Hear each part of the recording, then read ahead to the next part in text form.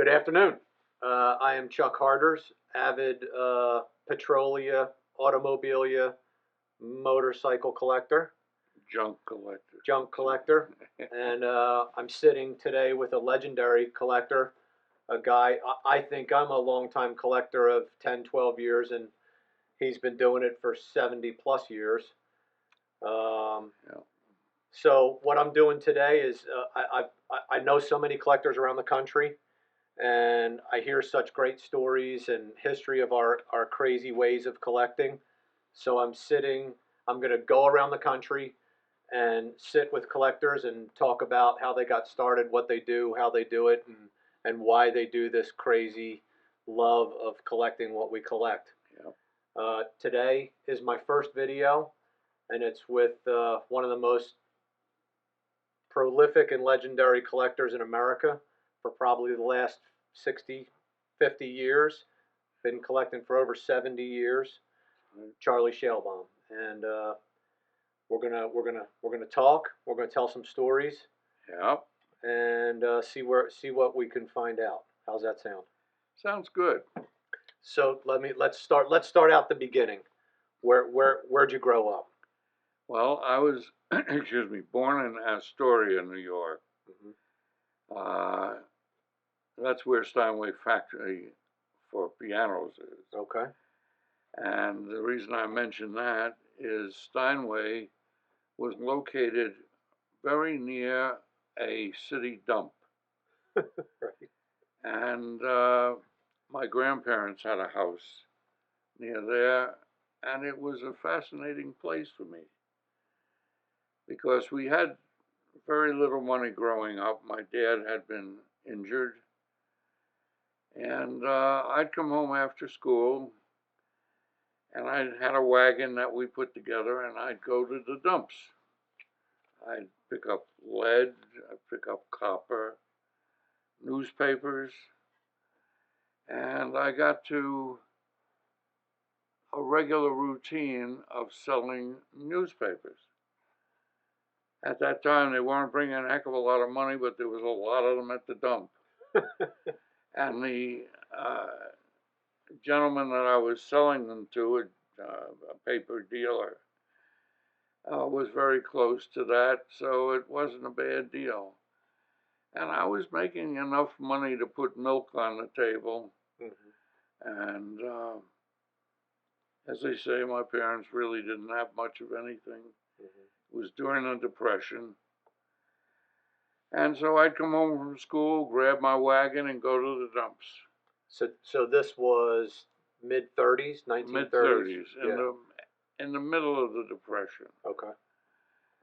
And I learned the value of money. I learned the value of food. They used to call me Clean Plate Charlie. Right. If you didn't get the food when it was put out, it wasn't going to be there. Right. I had a sister who thankfully is still on the planet with me, and we've had a wonderful relationship over the years. She lives in New Hampshire now and is married to a wonderful man who is a Baptist minister, and we travel. I have 4 children, and I travel around the country, one in Montana, one in Mississippi, one in Florida, and one up in New Hampshire. And my collecting really started to juice up when I lived near the Triborough Bridge. There was a bar and grill there, and I always liked cars, but our family couldn't afford much of anything. It was always a piece of junk and being put together Right. with Band-Aids, so to speak. And this one gentleman, I don't know if he was a gangster or what, but he had the typical aura of 30s gangster about him. Right. And he had a chauffeur, and he would come to this little bar and grill in a Cadillac limousine. And I was in awe of this automobile. And the chauffeur was a nice guy. He'd lift the hood, show me the motor. And that's where I really think that my love of automobiles started. And I said, someday I'm going to have a car like this. And you were what at that time? You were 15, 14? No, I was less than that. I was probably 11. Were you? Yeah. And it was just before the war.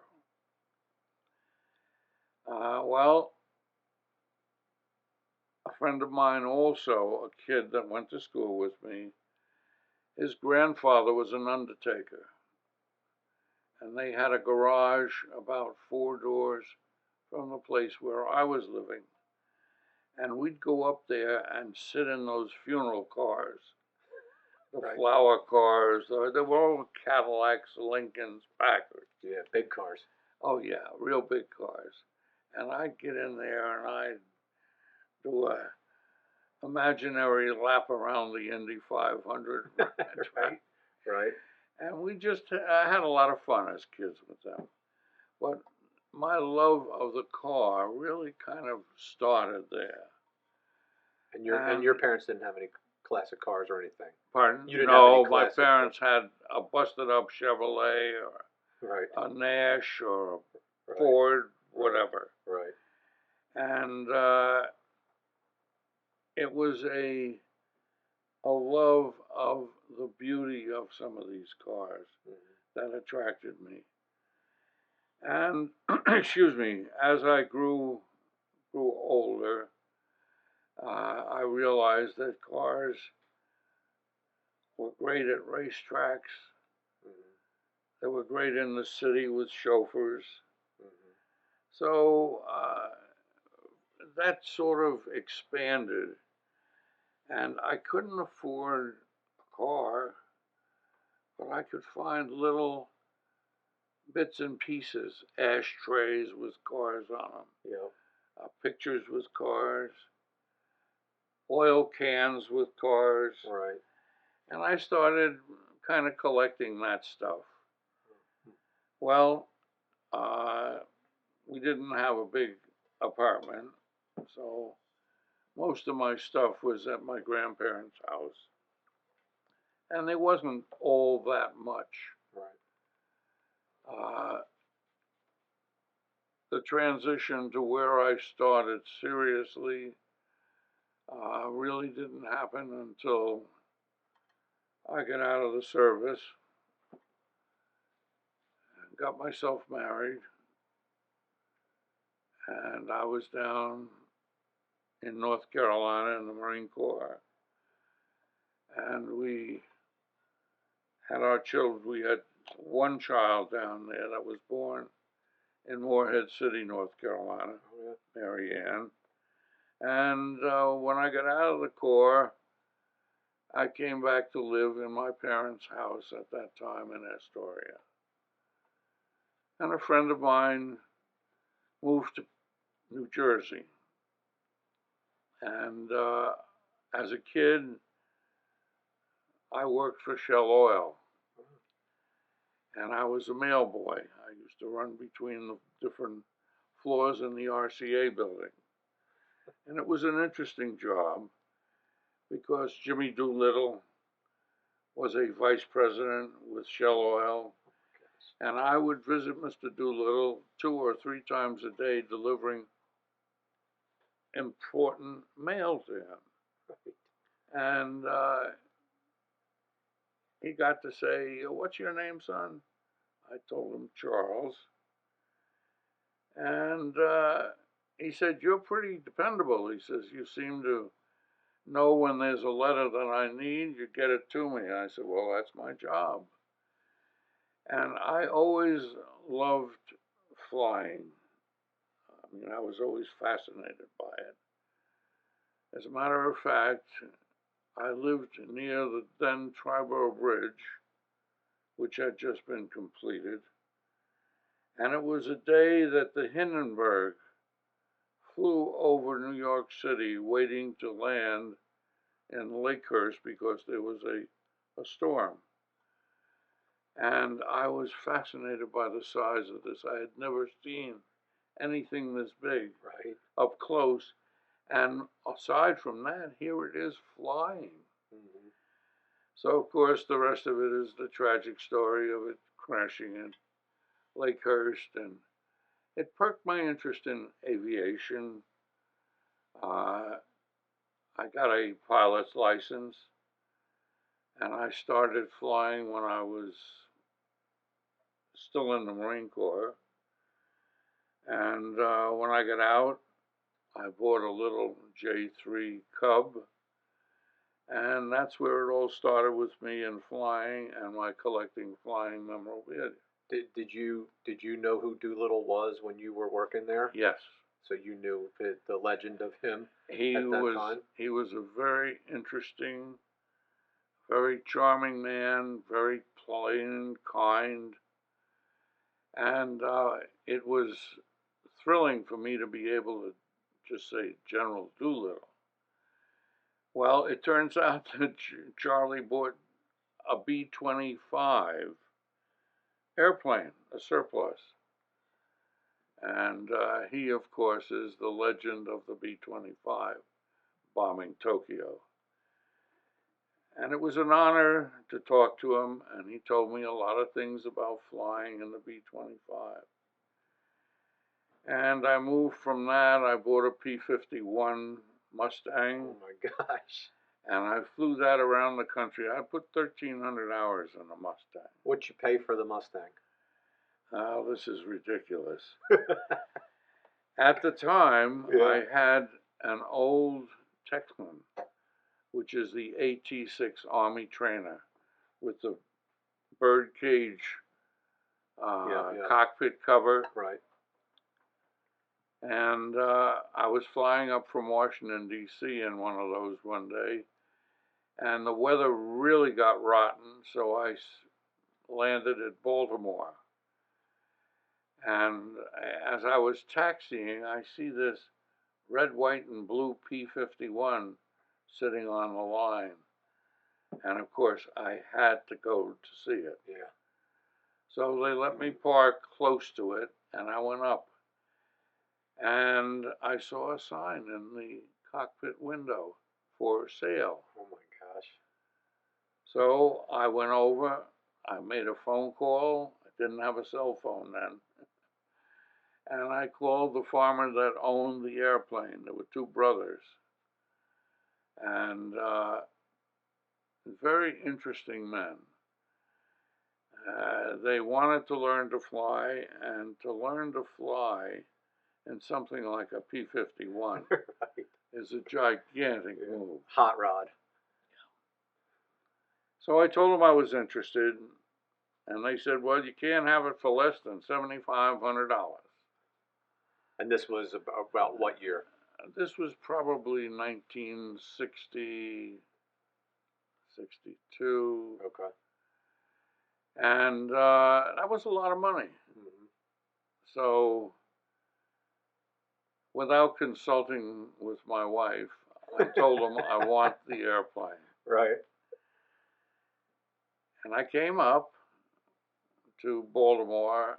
We shook hands on it. And I said, well, we're not going to take it out today, but I'd like to fly with it. He says, well, the first decent day, which was, I think, 2 days later, I called and went to Baltimore. And this guy says to me, well, you want me to take you around? I said, sure. And let that be a lesson to anybody that accepts a ride from a farmer. I got in the back. It happened to have been a conversion, a very primitive conversion. The back seat was an old DC-4 jump seat, and they took out some radios and an auxiliary gas tank. And I wasn't quite as large then as I am now, but I got into the back. Right. There were no controls, and this farmer takes off. Well, when he took off, I knew I was in trouble. he darn near ran off the runway. Right. And we got it in the air, and he says, come on, we'll shoot a couple landings over at Fredericksburg, which wasn't terribly far. And the first attempt he makes, we come in about 50 feet high. He cuts the power and points it down, and we hit that runway. We must have bounced 10 feet in the air. Oh He says, well, let's go around and do that over again. I said, no, that's all right. my gosh. Go back to Baltimore. Yeah, So let's we do some get more back flying. there, and he made a slightly better landing there. So, of course, when we got on the ground, I said to him, gave him the money, and said to him, I want you to go up with me, go around once. He says, I ain't getting the back seat of that thing. He says, don't have no controls, Right. and I don't know how good a flyer you are. Well, P.S., he didn't get in. I took it off. I went to Teterboro, and all my buddies at Teterboro knew I was coming back, and they were all lined up waiting to see me crash. Wow. But it was a wonderful airplane. I paid the man $7,500 for it. It had a relatively new Rolls-Royce Merlin I was engine. gonna say that's a Merlin, yeah. Yeah. Yeah. And it had probably 30 hours since new. Yeah. Well, excuse me. I landed, didn't have a problem because I had been flying the T6, which was the natural training ship Yeah. for going to the P-51. And I had a friend of mine who was an airline captain, had a buddy who was a P-51 man. And he got him to come along with me and make sure that I did the right things, which I obviously did. But $7,500, and my wife said to me at the time, you know, Charlie, that thing eats gas, and we aren't rich. I think it would be nice if you would sell it and get the money back. Yeah. So with much consternation, I sold the airplane. And I sold it to the Cessna dealer in Teterboro, Dave Van Dyke, for the same price I paid for it, $7,500. And how long did you own it? Oh, I owned it about a year and a half. Okay. And old Dave Van Dyke one day said to me, you know, you really took me on that P-51. Yeah. Well, make a long story short, the P-51 is now in the Confederate Air Force in Texas. Wow. It's called Gunfighter II. The guy had it painted up. And it's for sale. Is it? $1,850,000. All right. Well, you can buy it back. I do the same thing with cars. Yeah. I wait for a 300 SL Gullwing to get out of the $20,000 range, and I sell it for $20,000. Right. And today it's worth $4 million. Yeah. So were you? So in the early years, so collecting wise, I mean, you just started flying because you loved the flying. Right. And I was going to start collecting airplanes. Right. And I collected ephemera, and I was fascinated by the World War I aces. I got to know Eddie Rickenbacker, who was our greatest ace in World War I. He was a race driver at Indianapolis. He owned the Indy 500 racetrack. He was also the president of Eastern Airlines. And I got to meet him on his Eastern shuttle between New York and Washington. I had a small office in Washington, D.C. I was in the construction business. And I would fly down there in whatever airplane I owned at the time. And it's one of the busiest corridors in the country. And my early airplanes were not sophisticated instrument loaded. So as a result, I wasn't able, in many cases, to fly what they call instruments. Mm-hmm. And if the weather was rotten, I'd pay, I think it was $18, and get on an Eastern Airlines shuttle and end up at LaGuardia. 18 bucks. 18 bucks. And that was the old twin Constellation with the double tail, 4 engines. And it was really kind of like an old trolley car. The Connies at that time, I think, were starting to phase out. And it seemed every time I'd get in a Connie to go to New York, they'd lose an engine or they'd have an emergency of some sort. But in any event, I always would get into the back of the airplane because if there was going to be a catastrophe, they say that was the best place to be. And in the Eastern Constellations, there was a round table with seats around it that was sort of like a lounge. So I would grab a seat there if I could. And there was a gentleman there that I recognized on 2 or 3 trips. And I said, "Excuse me, but are you Captain Rickenbacker?" And he said, "Yes." I said, "It's such an honor to sit in an airplane with you." Well, he said, "Well, thank you." And we got to talking, and I told him I was an aspiring aviator, and he was one of my heroes. And I told him about Jimmy Doolittle, and we got to know each other. He'd say, "Hi, Charlie," when I'd come on the airplane, and everybody turn around. "Who is this guy, Charlie?" Yeah. And it was quite a thrill. And he was very well known then. Oh yeah. Well, he owned Eastern Airlines. Right. He owned the Indianapolis 500 Speedway. At that time? Well, I think he may have sold it before. Oh, okay. Before Eastern. Okay. But he also raced an Indy 500 car in the early Indianapolis races. That's awesome. And he was the most decorated World War I aviator for the United States. And he had shot down more enemy aircraft than any other pilot for our side in World War I. So he was quite a hero to me, genuinely so.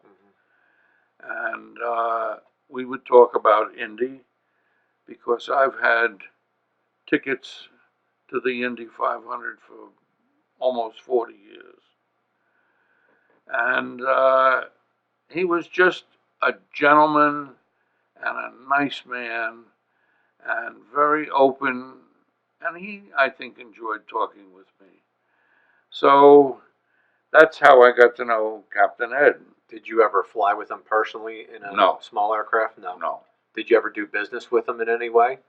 In the collecting world or anything? Unfortunately, after he passed, a fellow that I knew from collecting posters was in Forest Hills, Long Island, Queens.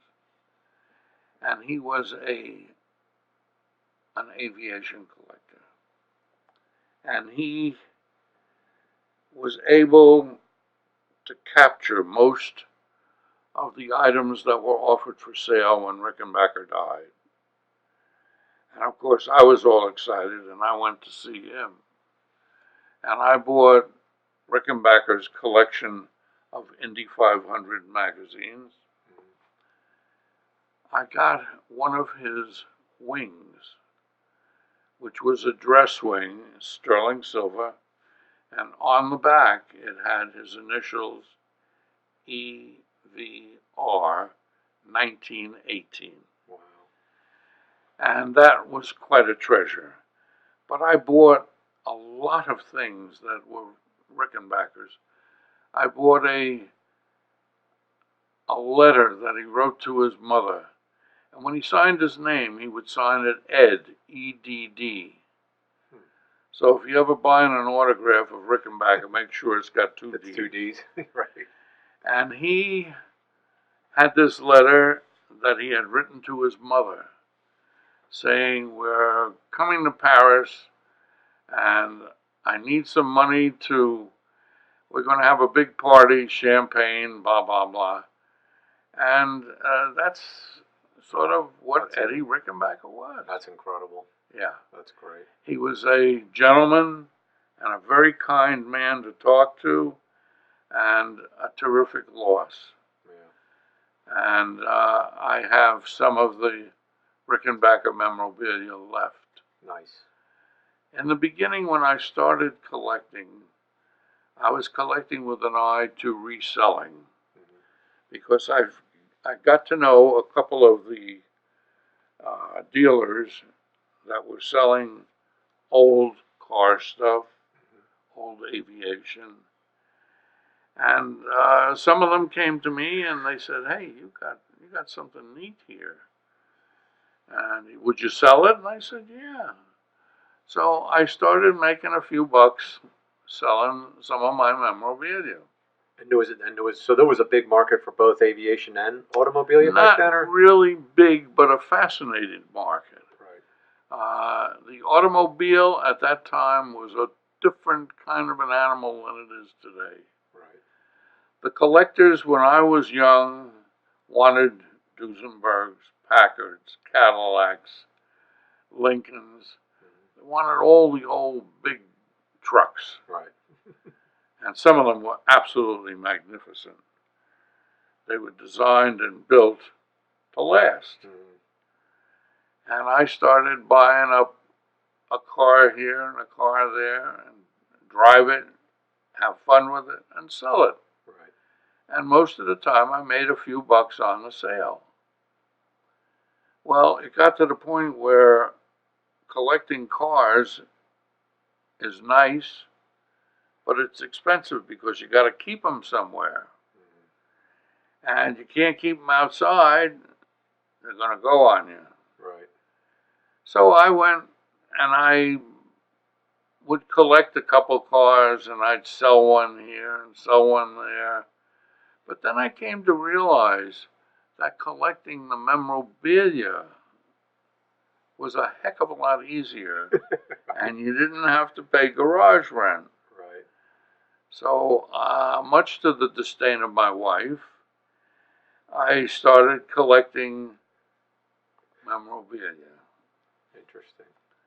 And it got to the point where I realized that most of the wonderful automobile, Rolls Royce, stuff like that, came from Europe. England in particular, Germany. So I bought myself an airline ticket and I went to France. To the Paris show? Well, they had a show in Paris I didn't learn about my first trip, but called Retromobile. Right. And it's usually in February. And that was going on then? It was going on then, and it was absolutely wonderful. These Frenchmen, the Belgians, the Dutch, the Germans would all bring their cars to Paris, and they had the appreciation for memorabilia, more so than we did over here. Right. And I would go over there, and I was amazed. I would be looking for things here that I couldn't buy. Guys didn't value them that much. Right. And I was filling trunks. And I would come back with maybe 4 or 5 8 cubic feet of trunks filled with memorabilia. Great stuff. A cup like this. Right. Or a model like that. Yeah. Yeah. These were things that I got to love. Right. And people in this country didn't really have a direction. They had no dealer that they could go to and say, hey, can you get me a trophy from 1908 Vanderbilt Cup? Right. And it so happened I acquired several trophies. Right. I happen to like them. There's a history. And at one time I bought the Vanderbilt Cup, which was made by Tiffany. And Vanderbilt ran from 1908, I believe, right through on and off 1937. And the 37 Vanderbilt Cup was about 4 feet high. Incredible. And it was 630 ounces of sterling silver. And an absolutely wonderful thing.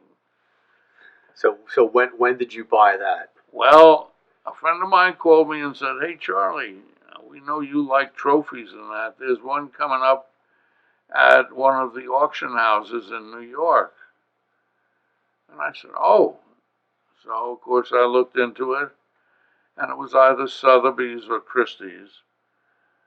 And I went to the auction, and of course, I ended up buying it. What you pay approximately, if you can remember? I think at that time I possibly paid as much as $35,000. And that was what year around? You think? Oh golly, I'd have to go back in the books and look. But is this 70s or 80s or 90s or? Probably. Let me see. It was probably the late 70s, early 80s. Okay. And the reason I say that is, I bought the cup, and a fellow collector in California who happened to own several Rolls-Royce agencies Right. wanted to start collecting trophies. And what better trophy to collect than a Vanderbilt Cup? Oh my gosh. Holy grail piece. So I made a deal with him. He traded me a new Rolls-Royce convertible, and he owned the Vanderbilt Cup. Really? Well, of course, the Vanderbilt Cup today is worth a heck of a lot more than a Rolls-Royce. The Rolls-Royce you got. Right? Yeah. Yeah. And as a matter of fact, last year, there's a show that goes on every January at Amelia Island in Florida. And you know it because you did the show last year. I'm there every year. Yeah. Right. And the fellow that puts the show on is Jack Warner. Yeah. And my wife wanted a place warm in the winter. And my daughter lived in Ponte Vedra Beach down in Florida. So we went down and we bought a nice little home on the TPC, the Players Course, for the PGA.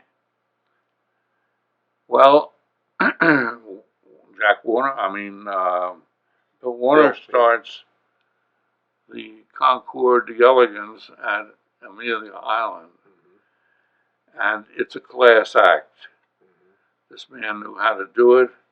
He had the right contacts, and it's a 5-star event now every year. Absolutely. And last year they had about 15 major automotive trophies. They had the Indy 500 Borg Warner Trophy. They had the Schalebaum Trophy from Indianapolis, and various and sundry other important large, but they didn't have the Vanderbilt Cup. Yeah. And the guy who had the Vanderbilt Cup apparently later on sold it to the Smithsonian. The first cup. Or yours? Yeah, the 37. Oh, yours, yeah. And they would not let Bill Warner have it for his display. Oh, really? They said there's not enough insurance money to cover it. So where's the Vanderbilt Cup today? It's supposedly in the Smithsonian Museum. Okay. Now, I haven't been there, so I can't say in years. Yeah. And the Indy 500 racetrack has their own museum, and they have some wonderful pieces there. Yeah, And having gone as an enthusiast to Indy every year, I have cornered a fairly, or I did, corner a fairly large collection of impressive stuff from Indy, yeah, including one of the cars. right. I had the car that was To Please a Lady was the name of the movie, and I owned that car. And what was it? It was a race car. Was it? I can't tell you exactly what it was because I don't remember. Yeah. But I bought it from a gentleman in Florida who owned banks, and he had a car museum. And he had this in his museum and sold it to me. Wow. Yeah. So let me ask you. So let's back up. Let's back up to not the beginning, but I'm curious. So you started out kind of as a dealer collector. Is that Right. fair to say? Yeah. So at some point in your beginning of your collecting, just like me, I started dabbling in all this stuff. Me more Petrolia than Automobilia, and I thought, hey, I could maybe make a little bit of money doing this and fuel my collection. And I took a great gamble in the beginning, and it worked. Well, you were in the Navy at the time. Right. I had backup, right. But for you, do you remember the point where you went, oh, wait a minute, you sold something that was awesome and you made some good money, and you went, oh, okay, I'm not crazy. This could work. I can do this. Yeah. Do you remember that? Yes.